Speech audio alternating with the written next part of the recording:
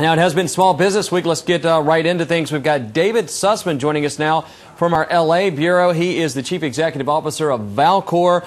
They're basically a small business advocacy firm, David, providing small businesses with restructuring and debt mediation services.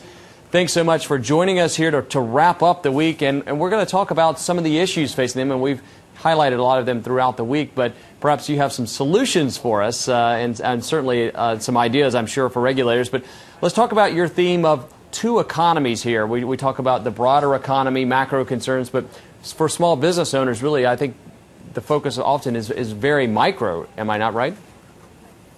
It is. Thank you for having me, Robert. Sure. I appreciate it.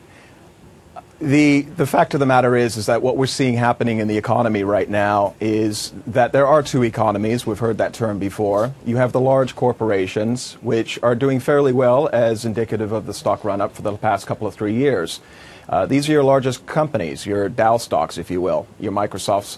They've had the ability to pare costs, lay people off, cut expenses where they can, cut the fat, so to speak. And that's really, in essence, why some of their market stock has gone up.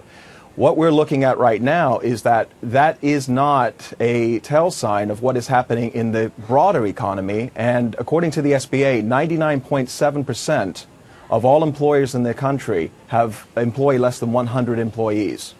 So the small market is massive. It's a majority of the business and majority of the employers of this country.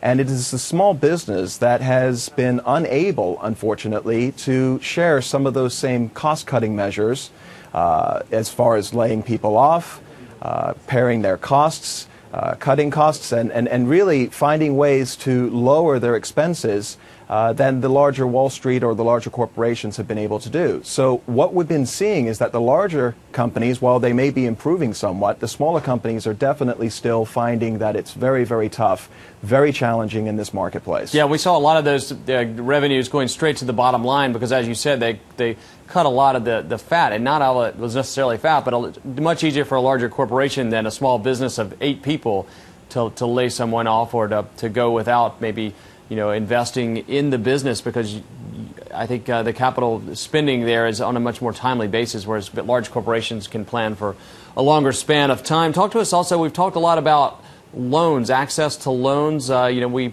had word from the FDIC that the nation's banks were the best off they'd been since 2007. That came down yesterday.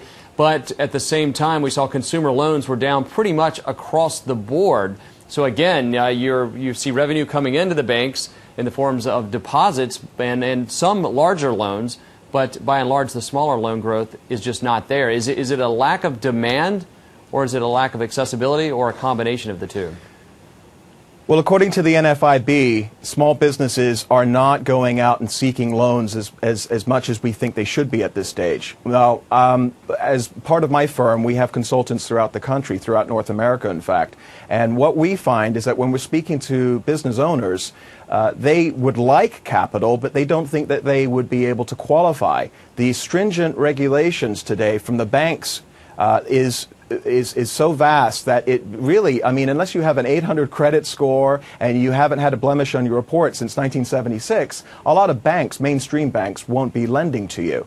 Now, what we are finding is that the number one issue that small businesses are dealing with right now is that cash flow or sales are slow. And so if they were to go to a bank would take a look at their receivables, and they would be doubly concerned from the standpoint of the debt service, or in other words, whether or not that small business would be able to pay back that debt. Now, David, and so business owners, yes, Robert. I was just going to ask here, though, we sort of, is it possible to sort of separate the lenders into a couple of categories here? The major national banks versus maybe credit unions or community banks, maybe they have a better success rate there, and is that sort of a way that you would advocate for small businesses to go? Well, the Main Street banks are probably not the best resource right now. They do have good loans, and they are lending. I spoke to at an SBA event on Wednesday. A few hundred people were in the audience, and we were talking specifically about this one issue. Alternative sources of financing not your Main Street banks, not your credit unions or savings and loans, but alternative sources of capital. There are capital groups that are out there. There's equity groups that are out there. There are bridge lenders. There's hard money loans, which I necessarily wouldn't recommend unless it's absolutely the only option. But there's a lot of money that's been sitting on the sidelines in the last couple of years that hasn't been invested into the economy, and there are pools of this capital now available if you know the right resources. And how do you find it? It's one of the things that we do. Well, you have to go with obviously a firm that has a very good network of established contacts in the lending institutions, whether it's categorized lenders, whether you're dealing with mezzanine, hard money, equity, and it really is about who you know. The biggest issue that we're seeing right now is that a lot of commercial real estate, for example, is a big issue. Big issue. Commercial real estate, CRE, and a lot of people had bought loans and basically bought real estate and properties in the past 10 years during the run-up when interest rates were low and everybody was lending, and now their terms are coming due this year, next year, over the next couple of years. And as these terms come due, as these loans come due, a lot of these properties are underwater. And the banks are not going to refinance any properties that are underwater. Now, the banks certainly do not want to be owners of these properties as well. They're trying to get rid of properties. And so there's a lot of money that's out there that's interested in investing in commercial real estate that may be in a little bit of trouble right now, and they're able to refinance, maybe do, and this is something that we do, takedowns of notes with banks and restructure the entire debt. So more restructuring firms also, I would presume private equity would be involved depending on the size of the real estate out there. But let's quickly move on here. What is the number one issue? I mean, we've talked a lot about regulations, taxes, or health care. What are you finding, though? Which one of those three is the hottest of the hot-button issues here as we head into full-on into the campaign season?